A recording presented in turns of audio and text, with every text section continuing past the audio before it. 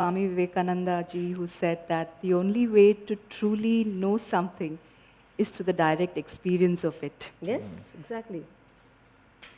When I had my initial meetings and there would be a senior RSS Pracharak holding the session, it always begins by asking everyone who's present there to introduce themselves. And you have to say your full name. So every time I would say Sinu Joseph, I would assume and wait, okay, now there's going to be that jibe about conversion or some remark like that. I would just hold my breath and wait for it. But I was always taken aback and really surprised that they would throw in stories from the Bible. Yeah.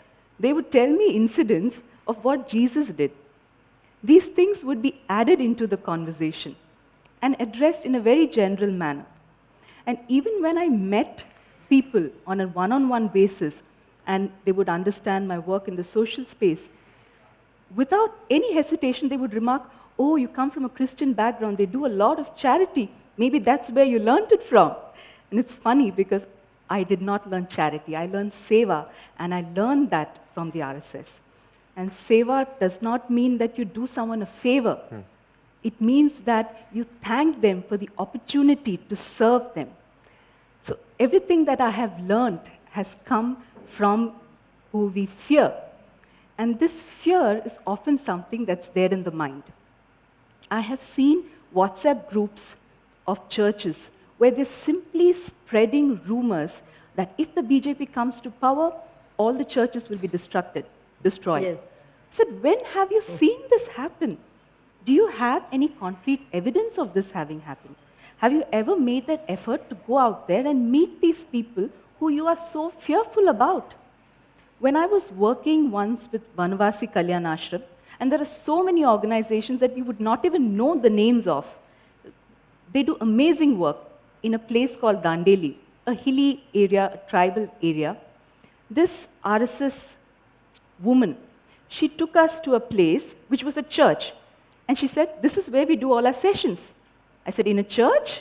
Is the priest okay with it? She said, yes, there are no other houses nearby, and we are perfectly fine with it. When the church does its masses, they do it. When we need to do something, they're perfectly fine with it. I said, people just don't know this. Because those who are living with this fear never step out and go and meet the others, as Madam just spoke. So I think that effort has to be made. It happened for me by chance, and I'm so grateful for it. But I hope that the others make that extra effort to go and see it. Fine, you're not comfortable talking to them, okay. There are so many Sewa activities that they do. Enroll in one of them. Go and see how they work, the effort that they put in. They live with bare minimum.